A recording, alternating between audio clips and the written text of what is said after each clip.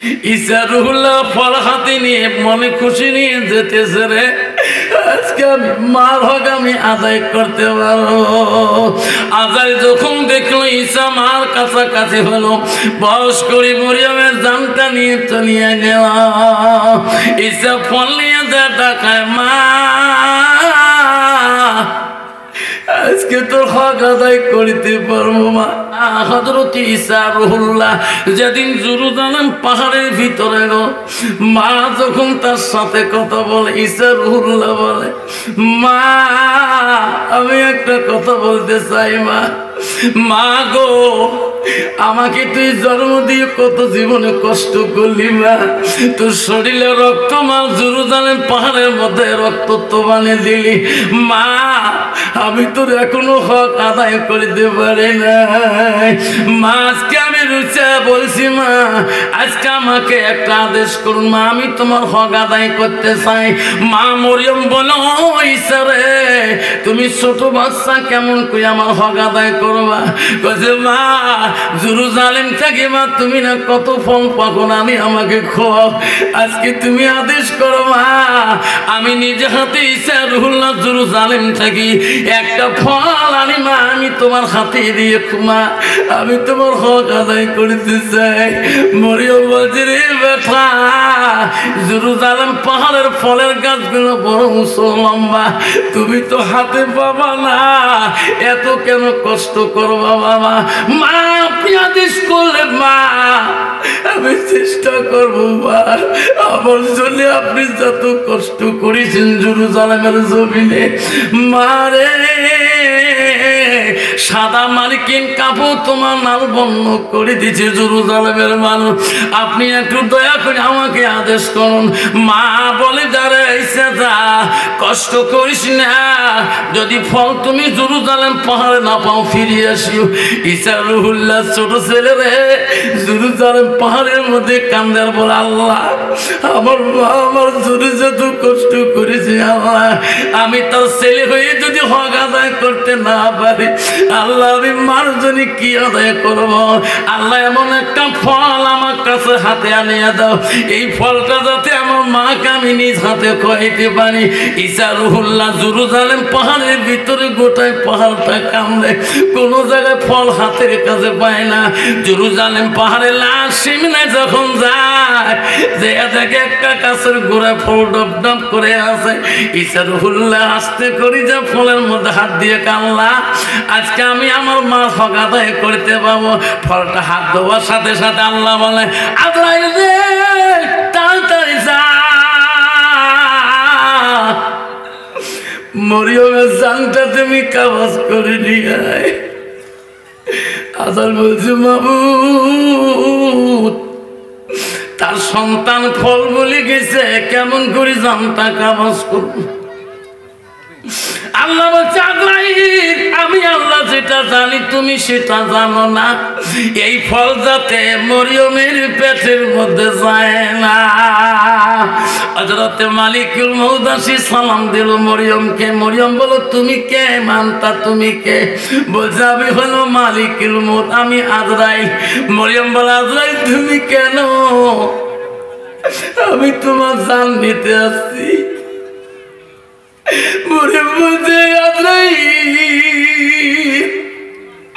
মোর জীবনে যত কষ্ট করছেন আজরাইল আমার সন্তানটা জন্ম দিয়ে, মরণের সময় আমার ছেলেটাকে এক নজর দেখতে দে। আজাল বলেছে মরিয়ম, এই কথাটা আমি মাবুদের কাছে পেশ করছিলাম, তবু মাওলা তো একটু সময় দেয় না। ঈসা রুহুল্লাহ ফল হাতে নিয়ে মনে খুশি নিয়ে যেতেছে রে, আজকে আমি মার হক আমি আদায় করতে পারবো। আদায় যখন দেখলো ঈসা মার কাছাকাছি হলো, বয়স করে মরিয়মের জানটা নিয়ে চলিয়ে গেল। ঈসা ফল নিয়ে যা টাকায়, মা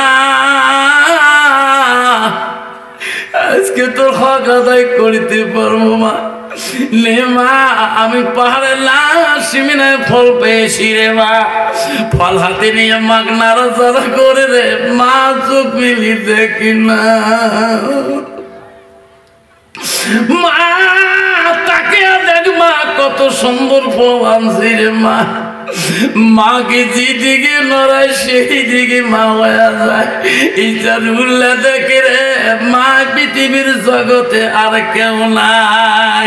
আল্লাহ নবী বলে যে মা তালিল সামিয়াল কাতান হুয়া মালাহু। নবী বলল মানুষের মৃত্যুর পরে মানুষের সৎ আমলগুলা নেক আমলগুলা কবরে গেলে বন্ধ হয়ে যায়। নবী বলল ইল্লা মিন সালাসাতি, তিনটা আমল কবরবাসীর জন্য বন্ধ থাকে না। আব্বা সব বন্ধ হয়ে যায়, তিনটা আমল বন্ধ হয় না। রাসূল বলল সাদাকাতুল জারিয়া, যারা দুনিয়া বুকে সাদকা জারিয়া করে দিবে, দান খয়রাত করে দিবে। বুখারী হাদিস। আল্লাহ নবী বলেন মিহি আনতা পাহু বিহি শাইয়ান, যারা ইলম শিখে অপরকে শিক্ষা দান দিবে। রাসূল বলে আওলাদুন সালিহুন ইয়াদুলাহু, নেক সন্তানের দোয়া কবরবাসীর কাছে কোনোদিনও বন্ধ থাকে না। যখন সন্তান হাত তুলে বাবা মার জন্য কান্দে, সঙ্গে সঙ্গে কবর বন্ধু। আজকে তোমার মাকে কবরে রাখছেন শোনা, আজকে তোর বাবাকে কবরে রাখছো শোনা, আজকে তোর বিবির জন্য ছেলের জন্য কত টাকা নার্সিং হোমে ডাক্তারের কাছে যায়। আজকে তুমি সেই মরা বাপটা মাটার জন্য আজকে আমি জামকুটির জমিনে দেখতে চাই গো। আব্বা না, কার কার মা নাই বাবা নাই গো, দোয়া করে যাব আমি। কার কার মা বাবা মারা গেছে গো, হাতটা তুলে দেখাইবেন। হুজুর আমার মা নাই, আমার আব্বা নাই। কার কার নাই হাতটা দেখাবে। আমি যখন ওয়াজ করছিলাম ধামকুটির জমিনে বহুদিন আগের কথা, আমার মা তখন জিন্দা ছিল। আমার মা বলছে বাবা তুমি বোটা দিয়ে কেমন করে ওয়াজ করতে তো বিএসএফ বাধা করে না। আমি বলছি না মা, আমাকে 2 দিন আটক করছিল। আমাকে বলেছে বিএসএফ কোথায় তুমি যাও। তখন আমি সাইকেল মারিয়ে ওয়াজ করছিলাম বহুদিন আগের কথা। আমি বলছি মা তুই দোয়া করিস, আমাকে কোনোদিন কোনো বিএসএফ আমার অন্যায় করবে না। আমি গভীর রাতে ওয়াজ করি, বাড়ি আসছি, আমার কাটাতারে বগলে আমার বাড়ি। আমার গাড়িতে এখনও যদি রাস্তা মুখ করি কাটাতার ভুয়ে হয়ে যায়। কোনো মানুষ অত রাইতে কাটাতারে বলে গাড়ি তুলতে পারবে না। আমার গাড়ি দেখতে বিএসএফ জানে হুজুর ওয়াজ করি আসলে। ওয়াজ করি আসছিলাম ব্যাগ ধরি। ওই দিন আমার ওয়াজ ছিল বেলকরি মৈশা মসজিদে, বিল্ডিংয়ের ছাদ ছিল। আমি মাকে বলে গেলাম মা আমি কিন্তু রাতে 12টা 1টার ভিতরে চলে আসবো। মা কইছে বাবা বোটারে গরু চুরি হয়েছে, কার্ফু আন দিয়েছে বাবা আসিস না। আমি বলছি মা কেন চিন্তা করেন, আমি এখনই ক্যাম্প চলে যাব। তখন ওই ক্যাম্পের মেজর ছিল আবুল কালাম আজাদ, বাড়ি ছিল হাওড়া স্টেশনে। আমার সাথে সেই মিল ছিল, 5 ওয়াক্ত নামাজি ছিল, সবসময় কোরআন তেলাওয়াত করছিলেন। আমি ক্যাম্প চলে গেলাম। আবুল কালাম আজাদ আমাকে সালাম দেবো, হুজুর কোথায় যান। আমি বলছি ভাই আমি তো ওয়াজ করতে যাব, রাস্তা তো নেই, রাতে 12টা 1টা বাজে আসতে হবে। তুমি আসো, কেউ কিছু করবে না, আমি ওয়াটার পেট্রোলিংকে বলে দিব আজকে। আমি ওয়াজ করি, রাস্তা দিয়ে আসবো। আমার মা সারা রাত ঘুমিয়ে নেই। বাড়িতে আসি যখন গাড়ির লাইটে ভরে গেল, আমার মা বলো বাবা তুই কোন দিকে আসলে। আমি কো মা বোটার দিই। মা তুমি আলাম চেতনকে মা। আমি জানি কদিন থেকে বেশি বড় দৌড়দৌড়ি করতেছে সোনা, তোর বাড়ির সামন দিয়ে কাটা তার কাটছে রে সোনা। তোকে যদি বিএসি রাস্তার মধ্যে অ্যাটাক করি দে, আমি কেমন করে বাড়ি হইতে থাকবো। সেই জন্য ঘোষের আগুন জ্বলে 12টা পার হয়ে গেল, তবু তোর খবর নাই। যখন আমি ঘরে ঢুকলাম তখন তোর গাড়ির লাইট বাড়িতে গেল। আমি বললাম মা তুই এত কেন মা চেতন থাকি। মা তুই যেদিন মরে যাবে মা, আমার জন্য কে মা চেতন থাকবে। সোনারি 2017 সালে মা মারা গেল রে। আজ 2025-24 সাল চলছে গো। কোনদিন কোনো মানুষ আমার জন্য চেতন থাকে না। ওয়াজ করি আসি গাড়ি হলেন দে, বহুখান পর্যন্ত অপেক্ষা থাকতে হয়। বেটা বেরিয়েছি দরজা খুলি দেয়। আমি ওয়াজ করি আসি, বেটি পড়া আব্বা তোর চোখের কেন পানি, কমেডির সাথে তর্ক হয়েছে নাকি। আমি বলছি না মা কমেডির সাথে কোনো কথা কাটাকাটি করে নাই। বাবা তুই কাঁদছিস কে। আমি বলছি বেটি রে আমি ওয়াজ করি আসলে তোর দাদি না দরজা খুলি বেরিয়েছো, এখন তো দাদির রুম থেকে কেন বেরোয় না। আমাকে বলে আব্বা আমি না তোর বড় বেটি, আমাকে তুই মা করি মানতে পারিস না, আমি না তোর মার মতন।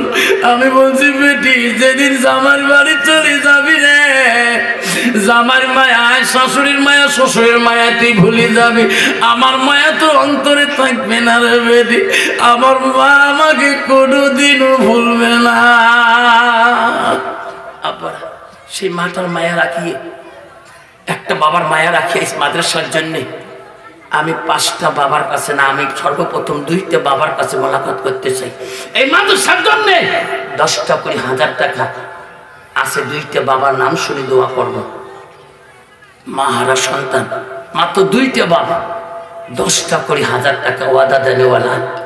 আপনাদের বাচ্চা, আপনাদের ভাতিজা, আপনাদের ভাগিনা এই মাদ্রাসার মধ্যে এলেন শেখার জন্য বহু দূর থেকে আসি, হোস্টেলে থাকে, বাড়িতে যদি খায় মার কাছে দূর করি, মাছ গোছ খায়, এদিকে তো দূর করতে পারে না।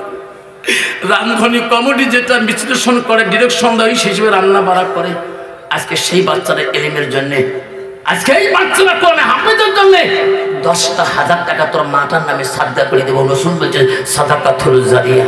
পৃথিবীতে 3টা আমল কবরবাসীর জন্য বন্ধ থাকে না, ইল্লা মিন সালাসাতিন। আসুন সর্বপ্রথম একটা বাপ খালি 10টা 1000 টাকা এই মাদ্রাসার জন্য ওয়াদা দেনেওয়ালা আছে, আমি তার নামে 1 মিনিট দোয়া করে যাবো ইনশাআল্লাহ।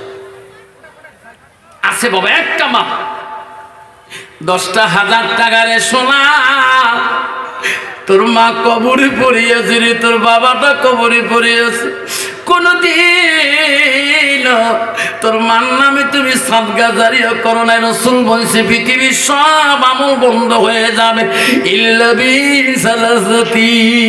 3টা আমল বন্ধ হবে না কবরবাসীর জন্য। নবী 1 নম্বর বলল সাদাকাতুল জারিয়া। আসুন, কে আছে বাবা? একটা বাবা, 2 জন না, একজন বাবা 10,000 টাকা দেনেওয়ালা।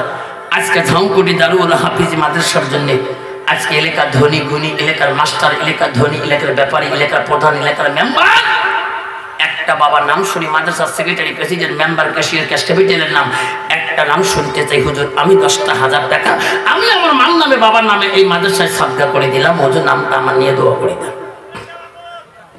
কে আছেন বলুন? একটা বাবার নাম চাইলাম, 10টা 1000 টাকা 2 জন চাইলাম না। একজন বন্ধু যদি এলাকার মধ্যে আসেন, হুজুর বহুদিন কালে হুজুর আমার মা হারাছি, বাবা হারাছি, হুজুর আমি বছরে না মাসে মাসে 1000 করি, 12 মাসে আমি 12,000 টাকা দেব হুজুর।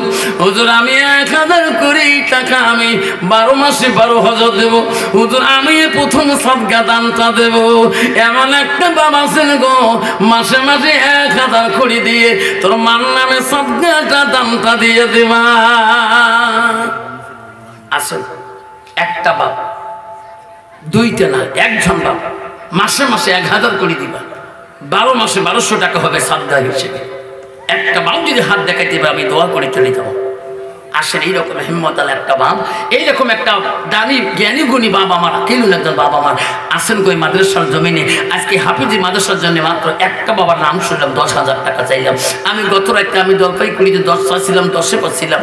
আমি শুনে একটা বাবার নাম চাইলাম, আছে কোন এই নাম আব্দুল ওয়াজিদ না, আল্লাহ আব্দুল ওয়াজিদ, আল্লাহ মাদ্রাসার সভাপতি, মায়ের নাম কত দিয়েছে? 5,000 10,000। আল্লাহ আব্দুল ওয়াজিদ মাদ্রাসার সভাপতি, আল্লাহ মায়ের জন্য 10,000 টাকা নেকি দিল, টাকা বুঝি দিল। একটা হাত তুলে আল্লাহ আমিন, সবাই হাত তোল। আল্লাহ দেখি রে তাকাইয়া, মাঝে কি ধর মানায় বাড়িতে, বাড়িটা অন্ধকার। মা যদি বাড়িতে থাকি রে, ছেলেদের কত না খুশি, কত না আনন্দ, মা বাড়িতে আছে। সে মা যদি বাড়িতে না থাকে, বাড়িটা অন্ধকার অন্ধকার লাগে। আব্দুল ওয়াজিদের মা নাই, মাদ্রাসার সভাপতি, আল্লাহ 10,000 টাকা দিয়ে আল্লাহ আল্লাহ সর্বপ্রথম নামটা তিনি লিখিয়ে দিলেন। আল্লাহ তার মা তাকে আল্লাহ জান্নাতের বাগানে শুয়ে রাখি। বাবু তার মার জীবনের আমল করে আল্লাহ তুমি জান্নাতের মিজানে নেকির পাল্লা ভারী করে দিও। আল্লাহ তার মাকে জান্নাতুল ফিরদাউসের মধ্যে আল্লাহ তুমি দাখিল করে দিও। লা ইলাহা ইল্লাল্লাহু মুহাম্মাদুর রাসূলুল্লাহ। লাই তাকবীর। দান কাহারির দান মহলা করিলে রেজিস্টার দানের বদলে মৌলা বানাইও ইমানদার। আসুন আব্বা 10 শ্রাবণা 5,000 করে যদি 5টা বাবা দেন 25,000 টাকা হয়ে যাবে। এই মাদ্রাসা কোনোদিনও গরিব হালে থাকবে না। 5টা নাম আমি শুনি দোয়া করতে চাই। আসেন গো 10 শ্রাবণা 5,000 করে আসেন গো। সর্বপ্রথম নামটা 5,000 টাকার নাম শুনি দোয়া করতে চাই। আল্লাহ তোমার কোনোদিনও গরিব বানাবে না। আল্লাহ তো কোনোদিনও বাড়িতে বানা মুসিবত দেবে না। আসেন গো 5টা আর আমার ইনাম বাবা আল্লাহ তাকবীর লাগান। লাই তাকবীর। আল্লাহ আবার একটা বান্দা 10,000 টাকা দেনে প্রস্তুত হয়ে গেছে। মাবুদ থাউকুটির জমিনে তার মাদ্রাসার জন্য তোর বান্দা কত পাগো। আল্লাহ তোর নবীর ঘরে 10,000 আরো দিবি। আল্লাহ মাওলা তার জীবনের গুনাহগুলো মাফ করে দাও, বালা মুসিবত দূর করে দাও। আল্লাহ তাদের বংশের মধ্যে কেউ যদি কবরে পড়ে থাকে আল্লাহ কবরগুলো তুমি জান্নাতের টুকরা বানিয়ে দাও। যখন আমিন। আমার মা বোনেরা ও মা বোনেরা কি না মফিদুল্লাহ শহীদুল শেখ আলা পিঠা নায়েব আলী ফকির। আল্লাহ শহীদুল ভাই আল্লাহ পিঠা মৃত্যু হয়েছে। মৌলা নায়েব আলী ফকিরের জন্য আল্লাহ মহলে 10,000 টাকা দান করে। আল্লাহ হবি ওগো মৌলা ওগো আল্লাহ দেখে তাকাইয়া আল্লাহ নায়েব আলী ফকির দুনিয়াতে নাই, কবরে আছে শুয়ে মৌলা। মাবুদ তার সন্তানের কত মায়া। তার বাবার জন্য আজকে এই মাদ্রাসার জন্য সদকা জারি হিসেবে 10,000 টাকা আল্লাহ দান করে দিল। আল্লাহ সেই দান তোমার দস্তরে কবুল করে নাও। লা ইলাহা ইল্লাল্লাহু মুহাম্মাদুর রাসূলুল্লাহ। লাই তাকবীর।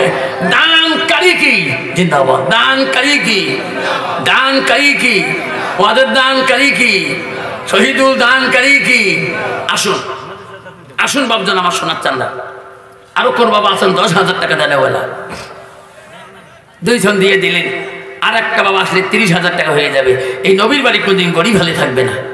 আমার মা বোনেরা মা বোনেরা শুনতে পারবেন মা বিশ্ব নবী বললেন বিবিরে রাত পোয়ালে যার হাত লম্বা হবে তাই আগে জান্নাত যাবে। সকালবেলা বিবিরা বলে হুজুর কালকে বলছেন হাত যার লম্বা হবে তাই আগে জান্নাত যাবে। কালকে যেমন হাত ছিল আজকেও তো ওই হাত আছে, হাত তো লম্বা হয়নি। নবী বলেছে না না বলি নাই, দান করিতে করতে যার হাত আগে যাবে সে আগে জান্নাত যাবে। যেরকম সুবহানাল্লাহ। মা বোনেরা আমার গো বন্ধুগণ গো 10,000 টাকা দিতে কষ্ট হলে আব্বাজন পৃথিবীর জমিনে আল্লাহ 10 জন সাহাবীকে দুনিয়াতে জান্নাতের সার্টিফিকেট দিয়েছিল। সর্বপ্রথম সাহাবীটা ছিল হযরতে আবু বকর, 2 নম্বর ছিল হযরতে ওমর, 3 নম্বর হযরতে ওসমান গনি, চতুর্থ হযরতে আলী, তারপর হযরতে যায়েদ ইবনে আব্দুর রহমান। এইভাবে 10 জন সাহাবীকে আল্লাহ দুনিয়ার মধ্যে জান্নাতের টিকিট দিয়েছিল। যেরকম সুবহানাল্লাহ। আসুন বাবা সেই নবীর বাড়ি মহাব্বতে সেই নবীর ঘরের জন্য 10 জন বাবা যদি সাধু হয়ে যায় 5,000 কোটি টাকা যদি দিয়ে যায় নবীর বাড়ি কোনদিন গরিব হলে থাকবে না। আসুন সর্বপ্রথম 10 জন সাহাবী শহীদানের দুনিয়াতে জান্নাতে সার্টিফিকেট দিয়েছে আল্লাহ। আজকে সর্বপ্রথম নামের একজন বাবা, আসুন আবু বকর মতো একজন দানি ৫,০০০ টাকা দিয়ে হাতটা লিখিয়ে নামটা লিখিয়ে আমরা পরবর্তী বক্তার ওয়াজ শুনতে চাই। আছে কোনো বাপ? ৫,০০০ টাকা। আমি 10টা বাবা নাম শুনতে চাই। আসুন আমার মা বোনেরা, এলাকার প্রধানের বিবি, প্রধানের মা, প্রধানের মামি, প্রধানের কাকি, আমার বোনেরা, তুমিও প্যান্ডেল থেকে চিঠিটা লিখে দিতে পারো, হুজুর আমি আমার মার নামে, আমার দাদার নামে, আমার দাদির নামে, হুজুর আমি ৫,০০০ টাকা হুজুর আমি দানপত্র সাবধান করে দিলাম। মা বলব দোয়া করি যাব, আম্মারা আমি তোমার জন্য সংকটের জমিনে দোয়া করব। আল্লাহ তো দুনিয়াতে বিদায় নেওয়ার পরে কিয়ামতের ময়দানে আল্লাহ মা আয়েশা সিদ্দিকার কাঁথারে আল্লাহ তোকে জামিন নবী। আসুন একটা বাবা, আসুন ৫,০০০ টাকা জানে ওরা।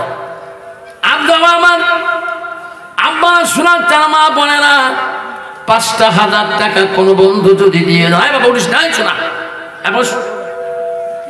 ৫,০০০ টাকা একটা বাবা যদি ওয়াদা দেন, দোয়া করে জানলে শোনা, দেরি করে বিশ্ব নবী স্ত্রী হযরত মা আয়েশা নবীজির গার মধ্যে যখন পানি ঢালে, আয়েশা এত সুন্দর করে নবীজির গা গোসল দিয়ে দিতেছে, নবীজি আনন্দ, স্ত্রী বড় আনন্দ, আয়েশার মনে এত আনন্দ, আল্লাহ আজকে সোনার নবীজি আমি নিজ হাত দিয়ে গোসল দিতে পারছি, যেরকম সুবহানাল্লাহ। মা বোনের আম্মারা শুনতে পাবে হাদিসটা। আমার তার আগে ৫,০০০ টাকা একটা বন্ধুর কাছে আমি দোয়া নিতে চাই, আমি দোয়া করতে চাই গো। ৫,০০০ টাকা একটা বন্ধুর নাম ধরে দোয়া করতে চাই, আল্লাহ তোমার কোনোদিনও বালা মুসিবত দিবে না। আজকে দিতে পারেন না, নামটা লিখিয়ে দিয়ে যাবেন, আস্তে আস্তে কমিটির হাতে বুঝিয়ে দিবেন, আল্লাহ তোমার বালা মুসিবত থেকে হেফাজত করবে। আসুন ৫,০০০ টাকা একটা বন্ধু নাম শুনতে চাই। আসুন কোনো বাপ, একটা বাপ মজমার থেকে দাঁড়াবেন, হুজুর আমি ৫,০০০ টাকা দিয়ে দেবো। একটা বাপ, হুজুর আজকে দিতে পারিনি, হুজুর কিছু অংশ দেবো আর কিছু অংশ আমি বাকি রাখবো। একটা বাপ যদি ওয়াদা করে যান, আল্লাহ তখন আল্লাহ মাদ্রাসার সেক্রেটারি মনির হক আছে, কোথায় আছে? আল্লাহ মনির হক ভাই আমার, আল্লাহ মাদ্রাসার সেক্রেটারি, আল্লাহ বলা রে ৫,০০০ টাকা নগদ হাতে দিয়ে দিল। মৌলা গো জানি না কত বড় দায় দায়িত্ব নিয়ে মাদ্রাসার সেক্রেটারি হয়েছে। দর্শক যখন পছন্দ করেছে, আল্লাহ তুমিও তখন পছন্দ করেছো। আল্লাহ মনির হক ৫,০০০ টাকা দান করেছে। আল্লাহ